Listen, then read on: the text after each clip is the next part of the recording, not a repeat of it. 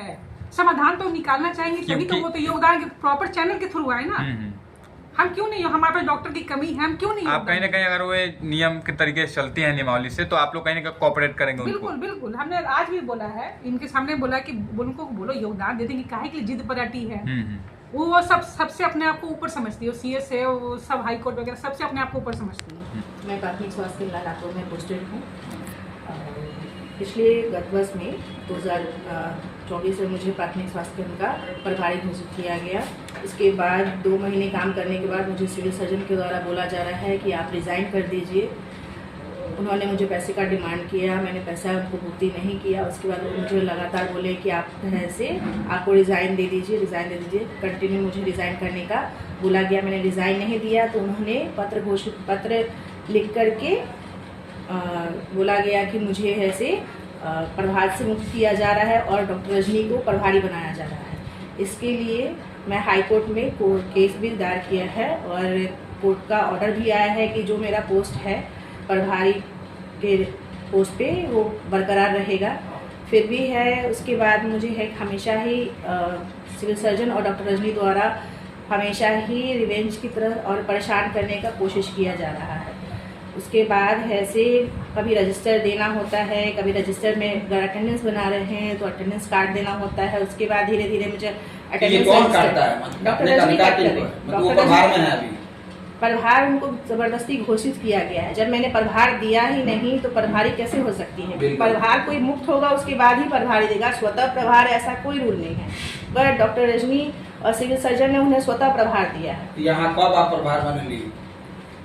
उन्होंने मार्च में प्रभार लिया है, मैंने जनवरी-फरवरी में काम किया है एज अ प्रभारी। तो एज ए प्रभारी जनवरी में आपने काम किया तो उस समय कोई दिक्कत परेशानी? किसी तरह का कोई परेशानी नहीं है, आप उस समय का डाटा भी देख सकते हैं, कोई भी परेशानी नहीं है। मैंने बहुत अच्छा काम किया, वो आपको डाटा बता सकता है।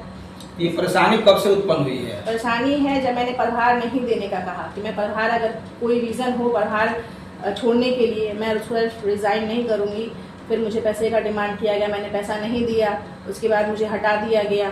उसके बाद से मुझे परेशान किया गया, 2 महीने तक मेरा अटेंडेंस नहीं बनाने दिया गया, काम नहीं करने दिया। उसके बाद मैंने कोर्ट में केस किया। कोर्ट में केस करने के बाद से जब मुझे कोर्ट मुझे ऑर्डर दिया कि ठीक है आप अपना जिस पोस्ट पे है उसी पोस्ट पे बरकरार रहेंगे, तब मैंने काम फिर से थोड़ा काम करने दिया गया। अटेंडेंस काट दिया जाता था, मेरा काम अटेंडेंस नहीं बनाने दिया जाता था। उसके बाद मुझे अटेंडेंस बनाने ही नहीं दिया गया। उसके बाद जब हमेशा काट दिया जाता था, बनाने के बाद ही ओवर राइटिंग करके काट दिया जाता था। मैंने इसके लिए भी दिया कि मेरा अटेंडेंस काट रही है, उसके बाद रजिस्टर ही देना बंद कर दिया। अभी मैं CSC लातूर में उपस्थित हूँ और मेरे सामने यहाँ की प्रभारी चिकित्सा पदाधिकारी डॉक्टर रजनी कुमारी बैठी हुई हैं और उन पर कुछ इनके जूनियर डॉक्टर निशा कुमारी के द्वारा इन पर कुछ आरोप प्रत्यारोप किया गया है।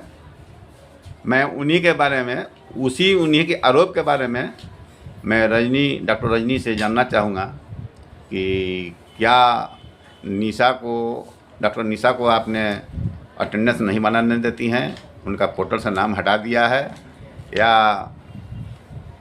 क्या उनके खिलाफ कुछ आप कार्रवाई की हैं? इसके बारे में आप क्या कहना चाहते हैं, बोलेंगे? नहीं, ऐसे मैंने कोई कार्रवाई नहीं की है। डॉक्टर निशा कुमारी पिछले साल अक्टूबर 20 या 25 अक्टूबर को एक दिन ओपीडी में आई थी। वैसे भी उसके पहले भी वो अनियमित रूप से ही जब मनमानी ढंग से आती थी, जिसके बारे में कई बार CS ऑफिस में लिखा जा चुका था जी। तो पिछले साल अक्टूबर में 20 या 25 अक्टूबर को लास्ट वो ओपीडी के लिए एक दिन आई थी, 1 घंटा रुक कर वो चली गई थी। उसके बाद से बिना किसी अवकाश आवेदन के वो लगातार अनुपस्थित थी, जिसकी सूचना मैंने कई बार लिखित रूप से CS कार्यालय को दी है। और वहाँ पता चला कि वहाँ भी कोई भी किसी प्रकार का कोई भी आवेदन नहीं है, जबकि हमने कई बार मेल भी चेक करवाया या किसी भी तरह से व्हाट्सएप वगैरह पे भी डाला हुआ, कोई भी किसी प्रकार का आवेदन नहीं था। तो अचानक वो पिछले 8-9 महीने से लगातार गायब थी और उसके बाद अचानक ये 8 तारीख को आई हैं, 8 मार्च को, 8 मई को अचानक वो एक दिन आई हैं 12-1 बजे के आसपास में।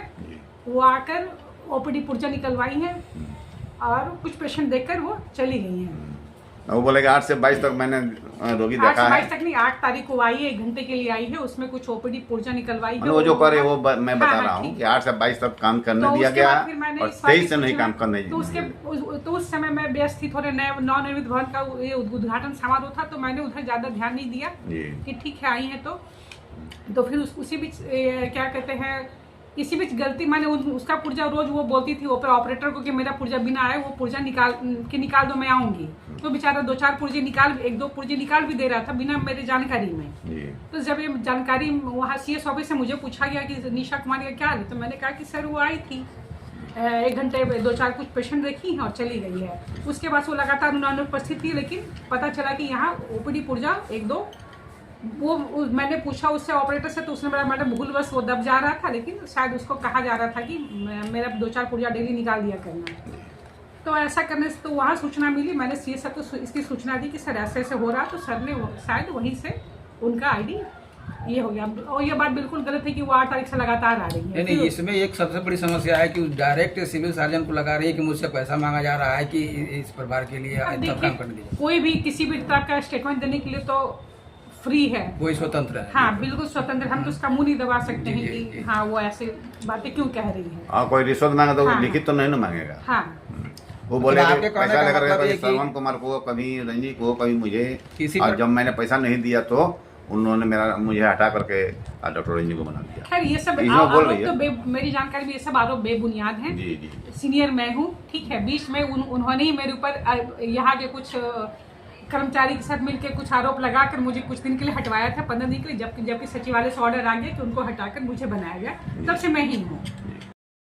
तो हाई कोर्ट में भी उनके खिलाफ ही फैसला आया है। वे कह रहे हैं कि उनके पक्ष में फैसला है, इसके बाद भी कैसे? आप लोग नहीं तो मानते। कैसे सरकार कैसे नहीं मानेगी? हाई कोर्ट का फैसला कोई मना कर सकता है क्या?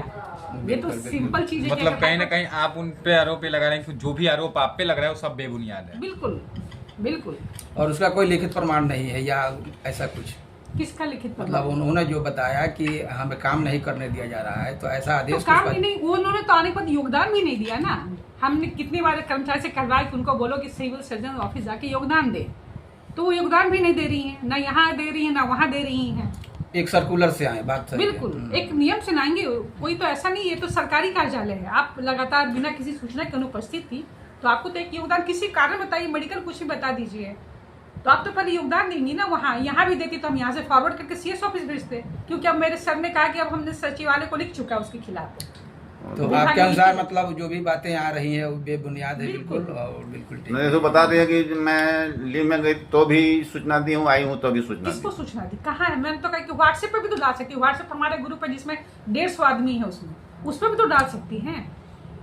अगर मेल बोलेगी कि मेल नहीं किए हैं, चाहे कुछ नहीं किए हैं, तो ये उसके लगाए हुए सारे आरोप बेबुनियाद हैं। और दूसरा आरोप लगा और रही अभी है भी कि अनाधिकृत रूप से वो कार्यालय में आप लोग, मैंने प्रेस विज्ञप्ति नहीं, प्रेस वार्ता तो नहीं कर सकती है वो, ये भी तो वो गलत कर रही है।